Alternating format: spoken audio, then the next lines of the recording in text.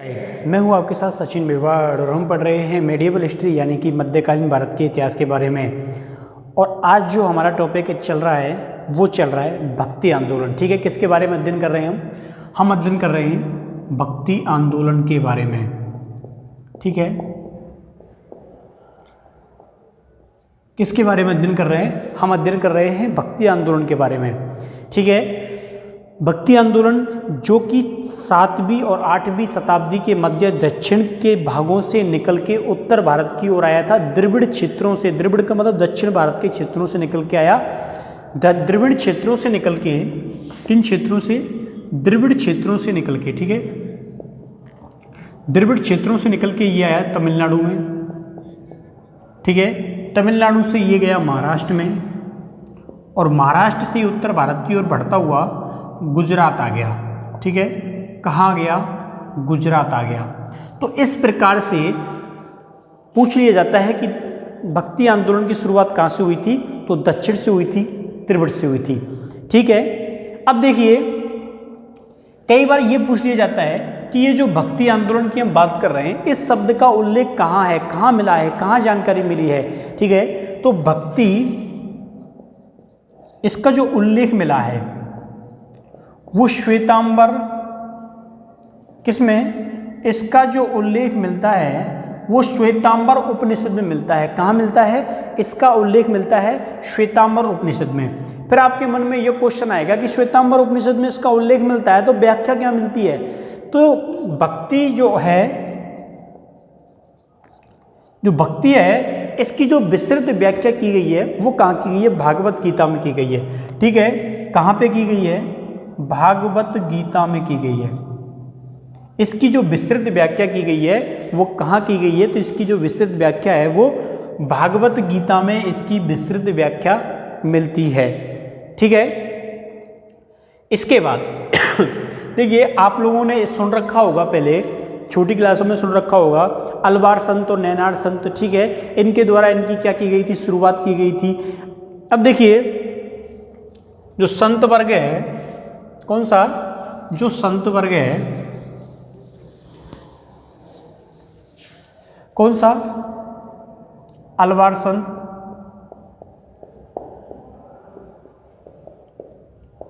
ठीक है, तो किसका था? किसका है ये किसका है? तो ये विष्णु का है। जो वैष्णव धर्म को मानने वाले थे, जो वैष्णव विचारधारा को समर्थित करने वाले लोग थे, वो किस श्रेणी में आ गए? वो अलवार श्रेणी में आ गए। और जो शैव विचारधारा को फॉलो करते थे, जो शिवजी भगवान की विचारधारा को फॉलो करते थे, वो लोग किस श्रेणी में आ गए? वो नैनार्स की श्रेणी में आ गए। ठीक है, अब इनमें क्या है? समय के अनुसार अलग अलग संत होते गए और समय के अनुसार उन्होंने अपना प्रभाव और प्रचार जो है वो विभिन्न क्षेत्रों में किया था। ठीक है, उन्होंने अपना प्रचार जो है वो विभिन्न क्षेत्रों में किया था। जो भक्ति आंदोलन है वो 7वीं 8वीं शताब्दी में दक्षिणी भारत से खड़ा हो गया और वो उत्तर भारत की ओर उसने क्या किया? प्रस्थान किया। उसने द्रविड़ यानी कि मतलब होता है दक्षिण के राज्यों से, वहाँ से निकल के वो कहाँ पे आया? वहाँ से निकल के वो तमिलनाडु के क्षेत्रों में आया, फिर वहाँ से निकल के महाराष्ट्र की ओर आया और महाराष्ट्र से फैलता हुआ गुजरात के क्षेत्रों तक ये पहुँच गया। तो हम इसी के बारे में आज अध्ययन कर रहे हैं। ठीक है, तो देखिए भक्ति आंदोलन के अंतर्गत जो इनके प्रवर्तक हैं और प्रवर्तकों के अंतर्गत जो मुख्य प्रवर्तक हैं मैं उनके बारे में बता रहा हूँ। आप लोग आराम से ध्यान से इसका क्या कीजिए? अनुसरण कीजिए। ठीक है, देखिए तो हम एक एक करके एक एक संत का क्या करेंगे? अध्ययन करेंगे। अब देखिए भक्ति जो आंदोलन है,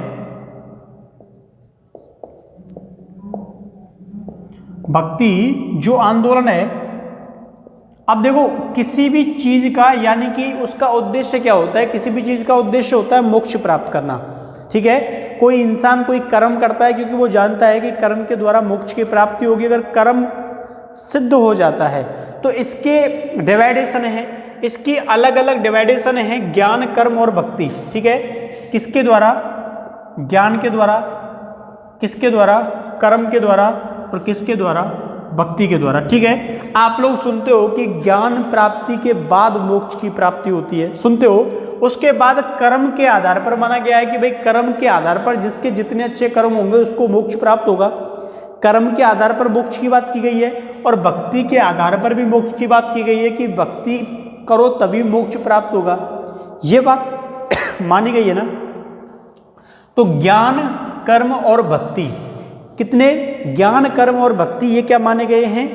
मोक्ष प्राप्ति के साधन माने गए हैं और मोक्ष को क्या माना गया है? अंतिम उद्देश्य माना गया है। और इसी बात को समझाने के लिए देखिए उस समय क्या हुआ था, उस काल में क्या हुआ था, जो बौद्ध धर्म है और जो जैन धर्म है वो अपने प्रभाव में थे 6 से 7वीं और 8वीं शताब्दी के मध्य में। उन्होंने अपने प्रभाव का इतना दायरा बढ़ा लिया था कि जो बड़े बड़े शासक हुए थे उन्होंने क्या किया था, बौद्ध धर्म को अपना लिया था। जैसे सम्राट अशोक हो गया, सम्राट अशोक ने क्या किया, बौद्ध धर्म का प्रचार प्रसार किया। अब जब इतना बड़ा शासक जो है वो बौद्ध धर्म का प्रचार प्रसार करेगा तो आम जनता आम जनता जो होती है वो क्या करती है, फॉलो करती है। ठीक है, उसको क्या करती है, फॉलो करती है। जैसे आजकल के क्या होते हैं, जो अभिनेता होते हैं, बॉलीवुड के लोग होते हैं जिनको एक्टर बोलते हैं, ठीक है, कलाकार बोलते हैं उनको, तो वो लोग क्या करते हैं, कोई भी चीज़, स्टाइल हो गया, कपड़े हो गए, गाना हो गया, तो उसके जो नई जनरेशन होती है, नई जनरेशन के लोग होते हैं वो क्या करते हैं, उसको फॉलो करते हैं फिर। ठीक है, उसके जैसा करने का प्रयास करते हैं, उसकी जैसी हेयर स्टाइल रखने का प्रयास करते हैं, उसके जैसे कपड़े पहनने का प्रयास करते हैं। तो बिल्कुल सेम कंडीशन 7वीं 8वीं शताब्दी के मध्य में आ गई। तुम्हारा दिमाग सीधा सम्राट अशोक के समय जाना चाहिए था। उस समय सम्राट अशोक जैसे लोग थे वो बौद्ध धर्म का प्रचार प्रसार कर रहे थे। तो ये जो वैष्णव धर्म है, ये जो शैव धर्म है, ये कहाँ चला गया, डाउन हो गया बहुत। ठीक है, और जैन धर्म और बौद्ध धर्म कहाँ चले गए, ऊपर की ओर चले गए। तो इसी के लिए किस चीज की जरूरत महसूस हुई, इसी के लिए भक्ति आंदोलन की जरूरत महसूस हुई। और भक्ति आंदोलन की जरूरत महसूस हुई और उसी को पूरा करने के लिए इन मार्गों के द्वारा, ज्ञान, कर्म और भक्ति के द्वारा भक्ति आंदोलन का क्या किया गया, बिगुल लिया गया और इसका शुभारंभ कर दिया गया, जिसमें अलग अलग प्रवर्तकों के द्वारा अपना अपना रोल निभाया गया, जिसमें रामानुजाचार्य, ठीक है, माधवाचार्य, जिनका हम एक एक करके अध्ययन करने वाले हैं। बात समझ में आई? तो ज्ञान, कर्म और भक्ति, मैंने आपको बता दिया कि जो भक्ति शब्द है इसका जो उल्लेख मिलता है वो श्वेतांबर में मिलता है। इसके अलावा जो भक्ति है इसकी व्याख्या जो है वो भगवत गीता में मिलती है। ठीक है, देखिए सबसे पहले जो बात मैं आप लोगों को बता रहा हूं वो ये बता रहा हूं कि देखिए सबसे पहले इसमें विष्णु, ठीक है, ये जो विष्णु है, इनसे पहले जो विष्णु है ये जो कृष्ण का अवतार है। ठीक है, क्या है, कृष्ण का अवतार है। लेकिन महाभारत काल में, किसमें, महाभारत काल में जो विष्णु है, जो वैष्णव है, ये क्या हो गए, प्रभावी हो गए, क्योंकि युद्ध के अंतर्गत इसका अनुसरण करने के माध्यम से विष्णु की जो विचारधारा है इसको क्या माना गया, सबसे प्रबल माना गया। ठीक है, एक ही है, ये क्या है, एक ही है, लेकिन वैचारिक रूप से महाभारत काल में इसको क्या माना गया, सबसे प्रभावी माना गया। और युद्ध के देवता के रूप में इनका सबसे पहले अनुसरण करने की प्रथा जो है वो कहाँ से शुरू हो जाती है, महाभारत काल से शुरू हो जाती है। मतलब एक है, लेकिन वैचारिक रूप से क्या आ गई, भिन्नता आ गई। और इधर वैष्णव और शैव धर्म के जो अलग अलग संत हैं उन्होंने क्या किया, अपनी अपनी विचारधारा के प्रचार के लिए अलग अलग माध्यमों का क्या किया, प्रयोग किया।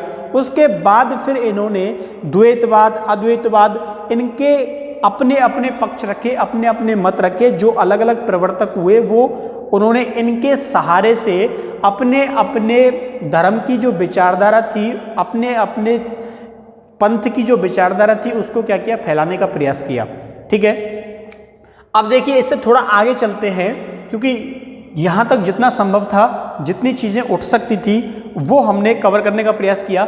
अब देखिए प्रवर्तकों के बारे में बात करते हैं। ठीक है, प्रवर्तकों के बारे में बात करते हैं कि प्रत्येक प्रवर्तक ने अपना क्या क्या योगदान दिया और अपनी विचारधारा को किस माध्यम से फैलाने का प्रयास किया, और किस विचारधारा, द्वैतवाद, अद्वैतवाद, तो उन्होंने किसका समर्थन किया, क्योंकि प्रत्येक प्रवर्तक जो है वो अलग अलग विचारधारा का सपोर्ट करता है। अब देखिए सबसे पहले हम किसको चुने, क्योंकि बहुत सारे हैं, लगभग 15 से 20 ऐसे हैं जो काफ़ी ज़्यादा महत्वपूर्ण है। ठीक है, इनकी संख्या जो है वो आप लोग 100 से पार मान लीजिए, लेकिन अगर हम उनका अध्ययन करने बैठेंगे तो हो सकता है कि ये जो 15-20 इंपॉर्टेंट है इनको भी भूल जाएं।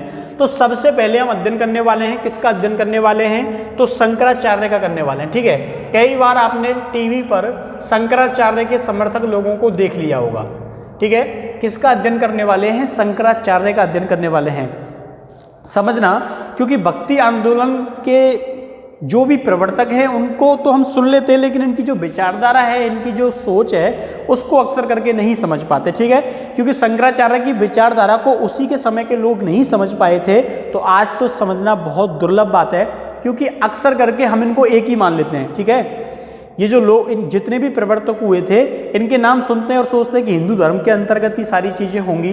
तो प्रत्येक प्रवर्तक कहना क्या चाहता है, उस बात को आप लोगों को समझना है। तो हम बात कर रहे हैं शंकराचार्य की। अब देखिए, शंकराचार्य मैंने पहले ही बताया था 7वीं और 8वीं शताब्दी के मध्य की मैं बात कर रहा हूं। तो इनका जो जन्म है वो कब हुआ था?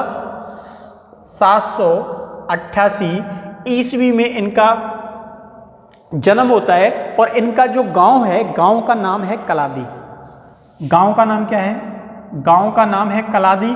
अब कलादी कहाँ पड़ता है? कलादी पड़ता है केरल में। ठीक है, क्योंकि बात चल रही है दक्षिण की, मैं पहले ही बता चुका हूं। इनका जो उदय है वो द्रविड़, द्रविड़ का मतलब दक्षिण, दक्षिण से तमिलनाडु, तमिलनाडु से महाराष्ट्र, महाराष्ट्र से गुजरात। All is clear? चलिए, तो 788 ईस्वी में कलादी केरल से क्या होती है, इस चीज की शुरुआत होती है। ठीक है, इनका क्या हो गया? जन्म हो गया। क्या हो गया? जन्म हो गया। अब देखिए, समझिए, इनका जन्म हो गया। अब जन्म के समय पर, जन्म के समय पर इनके जो माता पिताजी थे वो कौन सी विचारधारा के थे? वो शिव की भक्ति किया करते। देखो, उनके माता पिता के संस्कारों का प्रभाव बाप जो बच्चा होता है उसके ऊपर निश्चित पड़ता है, भले ही कुछ पढ़े लेकिन पढ़ता जरूर है। तो इसके जो पिताजी थे, इसकी जो माताजी थी वो शिव भक्त थी, शिव की पूजा किया करते थे। इसीलिए आपको याद रखना है, इनके जो पिताजी है, इनके जो पिताजी है, उनका जो नाम है वो मिलता है शिव गुरु। ठीक है, क्या नाम है? याद रखना है, शिव भक्त से शुभ गुरु। और इनकी जो माताजी हैं, इनकी जो माताजी हैं ये भी शिव की भक्त थी। इनका नाम था आराम विवाह। ठीक है, क्या नाम था? आराम विवाह नाम जो है वो इनका मिलता है। इनका एक नाम और मिलता है, उसका नाम था विशिष्टा देवी। क्या नाम था? विशिष्टा देवी। दो नाम मिलते हैं, दोनों का याद रखना है आपको, एक आराम व्याह और एक विशिष्टा देवी। इनके जो पिताजी थे उनका नाम था शिवगुरु। इनका जो जन्म है वो हुआ था 788 ईस्वी में। कहाँ पे हुआ था? कलादी में हुआ था। कलादी कहाँ पड़ता है? केरल में पड़ता है। यहां तक समझ में आया? चलिए, देखो, हम अभी बचपन में चल रहे हैं, जन्म की बात कर रहे हैं, तो इसका मतलब ये मत समझना कि हुआ क्या था। अब देखो,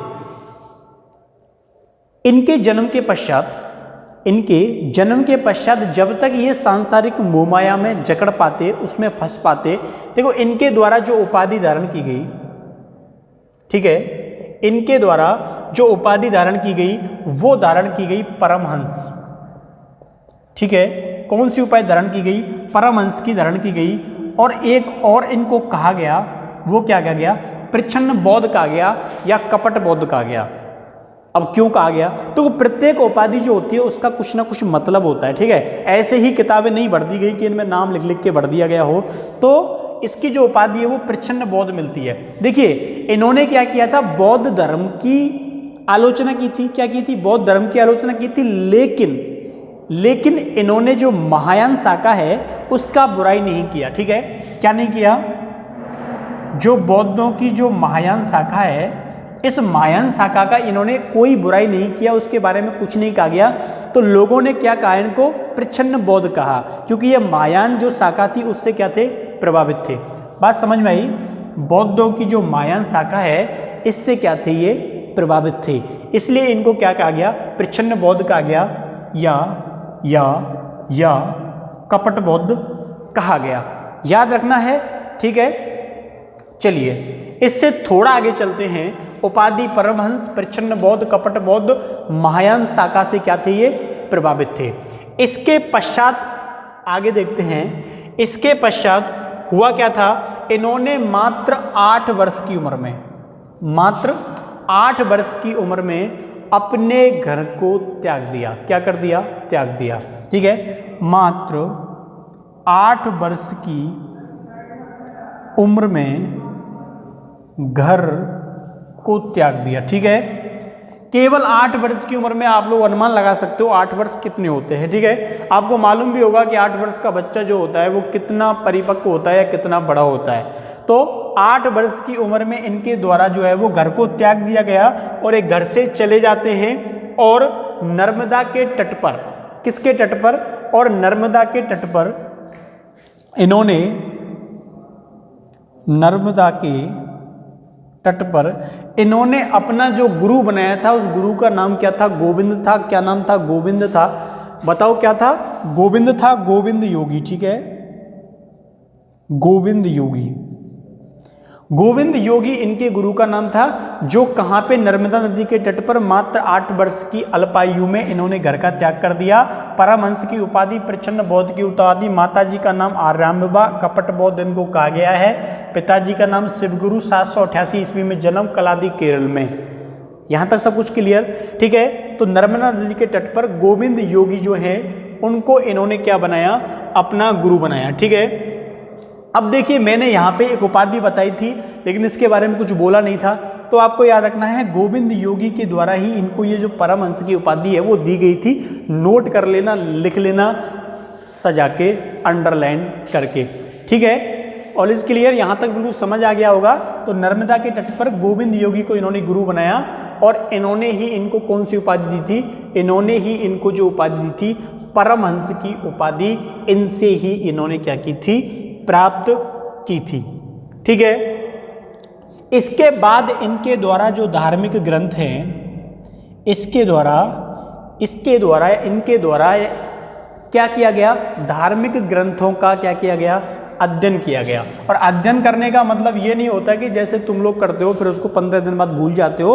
उनका गहन अध्ययन किया गया। देखो गहन अध्ययन करने पर समय लगता है, उसमें रुकना पड़ता है और मज़ा आने लगता है। ठीक है, उनका अध्ययन करने में, जैसे तुमको कोई भी वेद दे दी जाए, उपनिषद दे दी जाए, कोई बुक दे दी जाए, तो आप लोग उसको पढ़ रहे हो तो फिर आपका मन जो है वो इधर भटक रहा है, उधर भटक रहा है, तो वो अध्ययन नहीं होता। ठीक है, उसको केवल पढ़ना बोलते हैं। इसमें इन्होंने उनका रुचि लेकर क्या किया? अध्ययन किया। और ऐसी किताबों का अध्ययन करना जो होता है वो काफ़ी ज़्यादा मुश्किल होता है। ठीक है, ऐसी जो किताबें होती है उनका अध्ययन करना काफ़ी ज़्यादा मुश्किल होता है, क्योंकि वो आप जब युवा होते हैं तो आपकी विचारधारा के बिल्कुल विपरीत ये सारी चीज़ें होती हैं, और उनमें अपना मन लगाना काफ़ी दुष्कर कार्य होता है, क्योंकि आप कुछ और पढ़ना चाहते हो। ठीक है, ऐसी किताबें पढ़ने से कुछ और पढ़ना ज़्यादा बेहतर समझते हो, लेकिन बहुत कुछ इनके अंदर छिपा होता है। ठीक है, तो इसलिए इन्होंने रुचि के आधार पर इनके अध्ययन लिया, इंटरेस्ट लिया उन किताबों में, और उनका क्या किया? अध्ययन किया। ठीक है, उनका अध्ययन करने के बाद इनके द्वारा इन धार्मिक ग्रंथों का चिंतन किया जाता है। क्या किया जाता है? चिंतन किया जाता है। अब आप लोग सोचोगे ये क्या चीज़ है, तो उसी चीज़ को पढ़ लिया, फिर इसको अपने आप बिना बुक्स के क्या करना? रिवीजन करना। जैसे तुम लोग हिस्ट्री का रिवीजन करते होंगे तो अकबर के बारे में अकबर की आंखें बंद की, उसकी पूरी डिटेल, बाबर के बारे में, शाहजहां, अकबर, बलबन, इल्तुतमिश, अलाउद्दीन खिलजी, सबके बारे में ऐसे करके एक बार नाम सोचा, और जितना उसके बारे में याद है वो क्या करो? रिवाइज करते रहो। तो उसको बोलते हैं एक प्रकार से आप चिंतन कर रहे हो, उसका मनन कर रहे हो, उसको रिवाइज कर रहे हो, रिपीट कर रहे हो, तो वो चीज़ें क्या होंगी? याद होंगी। याद ऐसे होंगी कि भूलेंगे ना, जैसे ABCD होती है ना, आपको याद हो गया, डंडा मार मार के बुलवाएं तो भी नहीं भूलोगे, क्योंकि आपने उसका इतनी बार उच्चारण कर दिया, उसका इतनी बार मनन कर दिया कि आपको वो कहते ना कि भाई बुढ़ापे में जाके बुद्धि खराब हो जाती है, लेकिन वो ABCD नहीं बोलेगा, क्योंकि मनन इतना बार कर दिया कि उसको भूलने का अब क्या नहीं है? काम नहीं है। ठीक है, तो इसको आप लोग स्क्रीनशॉट लेना चाहो ले लो, जो फटाक से हम ओनली फॉर 5 सेकेंड इसको साफ कर देंगे, मिटा देंगे। ठीक है, जल्दी से उतारिए, इसके बाद हम इसको क्या करेंगे? मिटा देंगे। चलिए, हो गया टाइम। अब देखिए इनके जो जीवनीकार माने जाते हैं, देखो दो चीजें होती हैं, एक होता है किसी को शिक्षा देना, एक होता है उसके जीवन का निर्माण करना। ठीक है, समझ में आई बात? तो आनंद लिखना है, आनंद गिरी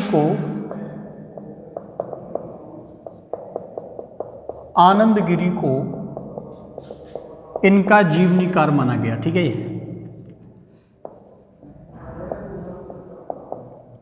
जीवनीकार माना गया।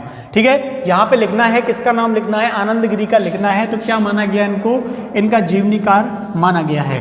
देखिए, एजुकेशन, शिक्षा, आध्यात्म, ये सारी जो चीजें होती है ना, इनके लिए प्रत्येक चीज़ के लिए किसी के द्वारा अलग एजुकेशन प्रदान की जाती है, किसी एक के द्वारा ये सारी एजुकेशन जो है वो प्रदान नहीं की जाती। तो प्रत्येक के लिए अलग प्रकार की शिक्षा जो है वो दी जाती है। तो आनंद गिरी के द्वारा इनको, आनंद गिरी को क्या माना गया? आनंद गिरी को जीवनीकार माना गया है। ठीक है, क्या माना गया है? जीवनीकार माना गया है। और इसके बाद इन्होंने क्या किया? इसके बाद इन्होंने सामाजिक सुधारों की ओर क्या दिया? ध्यान दिया। सामाजिक सुधारों की ओर ध्यान दिया। क्या दिया? सामाजिक सुधारों की ओर इनके द्वारा ध्यान दिया गया। बात समझ में आई आपको? ठीक है, तो सामाजिक सुधारों की ओर इनके द्वारा ध्यान दिया गया था। इस अवस्था के बाद, क्योंकि असली जो काम शुरू होता है वो अब शुरू होता है। ठीक है, क्या शुरू होता है? असली काम जो है वो अब शुरू होता है, यानी कि सामाजिक सुधारों का काम इनका इसी समय से शुरू किया गया। अब देखिए, इनके सामाजिक सुधार होते हैं और सामाजिक सुधार के लिए ही इनको जाना गया। इसके बाद जब इन्होंने सामाजिक सुधारों की ओर ध्यान दिया तो नर्मदा नदी के तट पर ही इन्होंने मंडन मिश्र को, ठीक है, इसके बाद इन्होंने क्या किया? मंडन मिश्र को शस्त्रार्थ में पराजित किया। क्या किया? पराजित किया। ठीक है, किसको पराजित किया? तो इन्होंने मंडन मिश्र को शस्त्रार्थ में पराजित किया। तो ये बात भी आपको याद रखनी है कि इनके द्वारा पराजित किया गया शस्त्रार्थ में, और बाद में जब इनको पराजित कर दिया, शस्त्रार्थ किया, इसके बाद इनको अपना क्या बना लिया? शिष्य बना लिया। ठीक है, क्या बना लिया? शिष्य बना लिया। तो शिष्य बना लिया, किसको बना लिया? मंडन मिश्र को अपना शिष्य बना लिया। ठीक है, क्या बना लिया? मंडन मिश्र को अपना शिष्य बना लिया। अब देखिए, शस्त्रार्थ में क्या किया? पराजित किया और उनको अपना क्या बना लिया? शिष्य बना लिया। अब देखिए, इसके पश्चात क्या होता है? इनके द्वारा जब इनको शस्त्रार्थ में पराजित कर दिया गया, उसके बाद इन्होंने क्या किया था? कुमारिल भट्ट को शस्त्रार्थ में पराजित किया। किसको? कुमारिल भट्ट को। ठीक है, ये भी लिखना है, कुमारिल भट्ट। इसको कहाँ किया था? प्रयाग में। कुमारिल भट्ट को प्रयाग में पराजित किया। अब पराजित करने का मतलब ये नहीं है कि इन्होंने कोई युद्ध लड़ा था। शस्त्रार्थ में पराजित करने का मतलब होता है कि जब दो व्यक्ति नॉलेज के आधार पर, कोई वो अपनी मत रखता है और सामने वाला अपना मत रखता है, और जब उन मतों का क्या होता है? टकराव होता है, तो जो अपना पक्ष अच्छे से रख पाता है, उसको संतुष्ट कर पाता है, उसके जवाबों का उत्तर दे पाता है, तो वो सारी चीज़ें शस्त्रार्थ की आती हैं। तो यहाँ पे रखना है, मंडन मिश्र को शस्त्रार्थ में पराजित किया और बाद में इसको क्या बना लिया? अपना शिष्य बना लिया। ठीक है, और इसके बाद कुमारिल भट्ट को प्रयाग में क्या किया? पराजित किया। बात समझ में आई? चलिए थोड़ा आगे और चलते हैं हम। ठीक है, क्या है? थोड़ा आगे और चलते हैं। तो कुमारिल भट्ट का नाम आपको याद रखना है, कई बार पूछ लिया जाता है कि शंकराचार्य के द्वारा किसको शस्त्रार्थ में पराजित किया गया था, परास्त किया गया था। बात समझ में आई? चलिए थोड़ा आगे चलते हैं। और इसके बाद देखिए, सौंदर्य लहरी जो है, किसके बारे में बात कर रहे हैं हम? सौंदर्य लहरी के लेखक। ठीक है, सौंदर्य लहरी के जो लेखक हैं वो कौन हैं?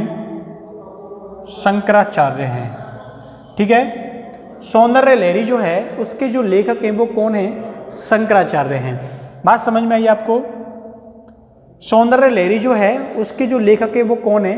कौन है? शंकराचार्य हैं। नाम याद रखने हैं कि कुछ किताबें होती हैं जो ज़्यादा महत्वपूर्ण होती हैं, तो उनके नाम भी आपको याद रखने हैं। तो जल्दी से इनको नोट डाउन कीजिए, उसके बाद में इसको क्या करता हूँ? रफ करता हूँ, मिटाता हूँ। Only for 5 second you can write it, note down it. ठीक है, चलिए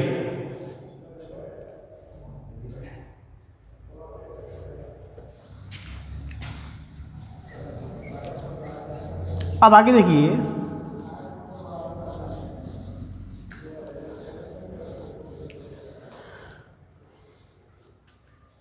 अब देखिए शंकराचार्य जो है वो एक अच्छे टीचर भी थे और एक अच्छे नाट्यकार भी थे। दोनों बातें आपको याद रखनी है।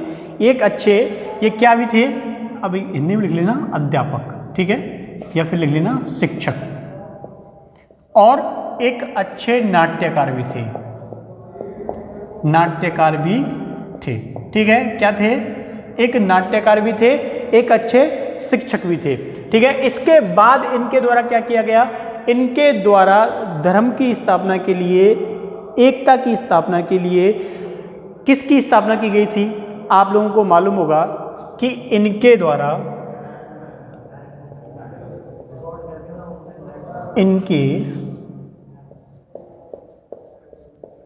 इनके द्वारा 4 पीठों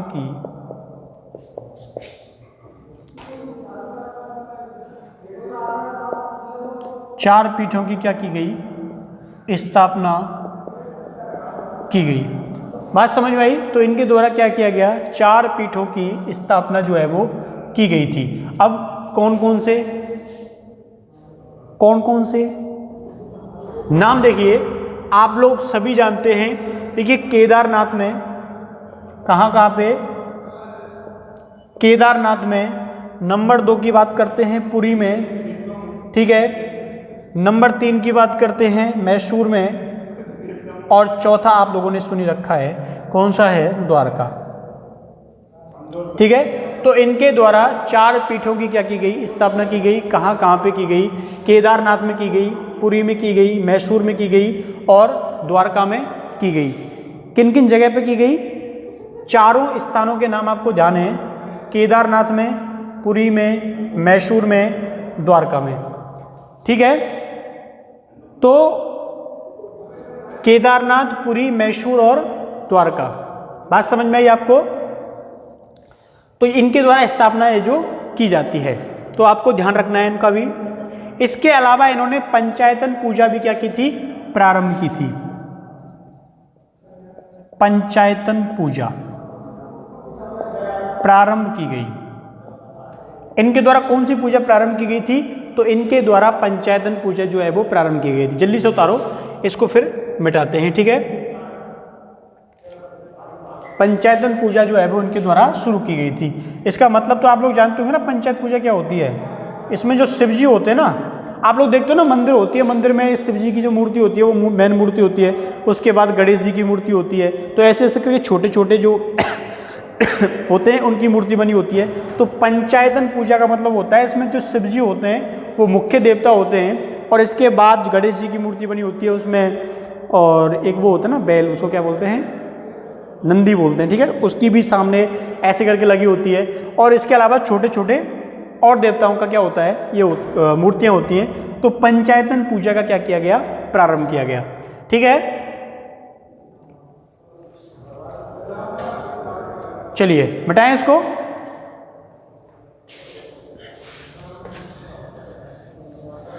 अब देखिए पंचायतन पूजा का क्या किया गया, शुभारंभ किया गया। पंचायतन पूजा जो होती है इसमें शिव जी जो होते हैं वो क्या होते हैं, मुख्य देवता होते हैं, ठीक है। क्या होते हैं, मुख्य देवता होते हैं। और इन्होंने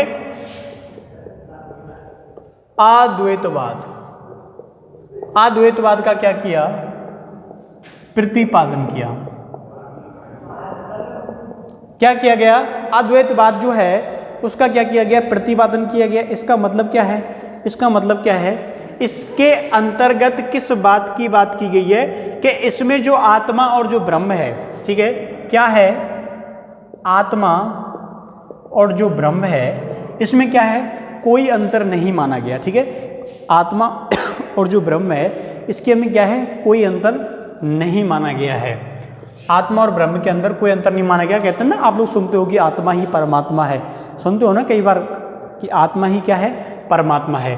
तो इसमें इन दोनों के मध्य में किसी भी प्रकार का अंतर जो है वो नहीं माना गया है। इसके अलावा इंसान को जो भक्ति मार्ग है, श्रवण मार्ग है, इसके द्वारा जो मोक्ष प्राप्ति की बातें हैं वो की गई हैं।